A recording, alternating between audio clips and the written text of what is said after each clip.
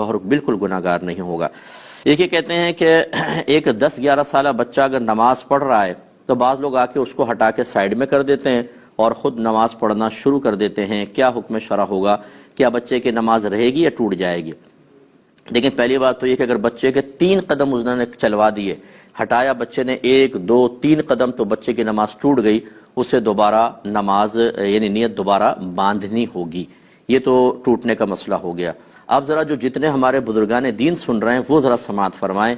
मसले हमें बिल्कुल पता नहीं होते, दीन की ABC हमने सीखी नहीं होती, लेकिन ये 45 साल से नमाज पढ़ रहे हैं, इनके सफ़ेद दाढ़ी है, ये साहब जो हैं मस्जिद के इंतज़ामात में हिस्सा लेते हैं, तो सबसे बड़े मस्जिद के मुफ्ती यही हैं। ये जो करेंगे वो सही करेंगे। अब अच्छी तरह समझने कि शरई मसला क्या है। ये याद रखें कि जो नीयत का अहल हो, जिसको शरीयत ने जिसकी नीयत को वैलिड माना है, वो मुसलमानों में 7 साल का बच्चा होता है। यानी जब वो 8वें साल में लग जाए तो वो बाकायदा नीयत का अहल कहलाता है। इससे छोटा बच्चा जो होता है अगर नमाज की नीयत बांध भी ले तो उसकी नमाज नहीं कहलाती, क्योंकि वो नीयत का अहल नहीं है। हाँ, अगर समझदार बच्चा है 6-6.5 साल का मसलन और बड़ा भी लगता है तो ठीक है, उसका भी एतबार करना चाहिए, लेकिन उमूमी तौर पे नीयत का अहल 7 साल का बच्चा होता है, इसीलिए इसको समझदार बच्चा कहते हैं।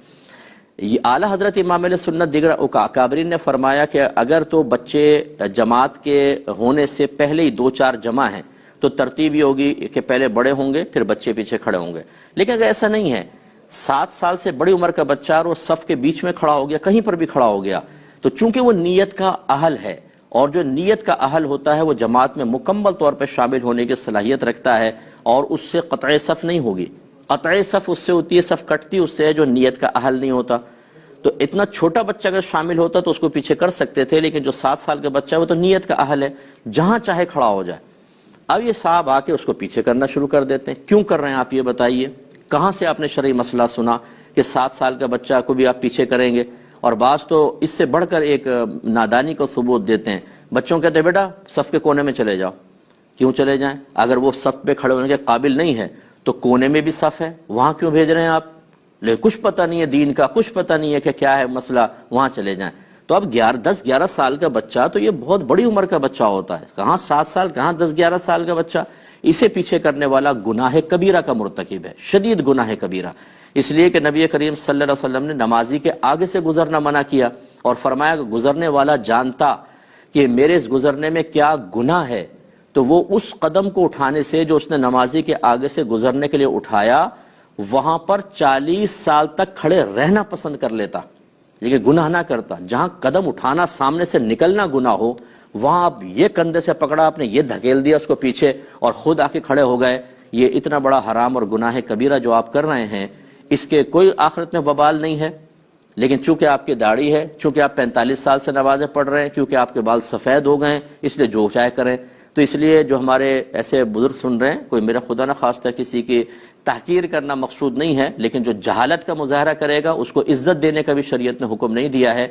ऐसे लोगों को खुदा का खौफ करना चाहिए। और बच्चे वैसे ही हमारे मस्जिदों में नहीं आते, ये इस किस्म के लोग जो डांट डपट के उधर जाओ, कोने में जाओ, क्यों बीच में खड़े हुए, पीछे धक्का दे रहे हैं, बच्चे मायूस होकर चले जाते हैं। इससे बेहतर है कि आप मस्जिद में ना आए, क्योंकि आपको पता ही नहीं कि क्या करना है क्या नहीं करना, आप उल्टा गुनाहगार होंगे। आखिरी वक्त अपना वहां पे अपने घर पे अल्लाह अल्लाह करें, ये ज्यादा बेहतर है आपके लिए।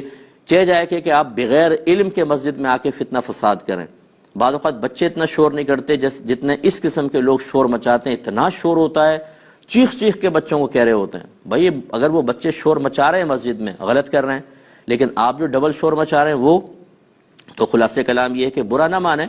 हमारे अल्फाज बाद वक़्त आपको सख्त महसूस होंगे, लेकिन अगर नबी करीम सल्लल्लाहु अलैहि वसल्लम ऐसी चीज़ मुलाजा फरमाते तो आप इसी तरह जलाल में तशरीफ लाते हैं। असल में हमने तो पढ़ी नहीं हदीसें, सरकार की रहमत के वाक़यात तो पढ़े हैं, ज़रा जलाल की भी पढ़ लें कि नाफरमानी रब पे सरकार सल्लल्लाहु अलैहि वसल्लम किस तरह जलाल में तशरीफ लाते थे। ये इस वजह से हमारी मस्जिदों का बेड़ा गर्क हो चुका है। जो लोग साहिब इल्म नहीं हैं वो ऐसे भी आपको मिलेंगे कि अगर कोई आलिम समझाने लगेगा वो उसके खिलाफ हो जाएंगे। नहीं, हम जो कर रहे हैं वो सही कर रहे हैं, आप गलत कह रहे हैं।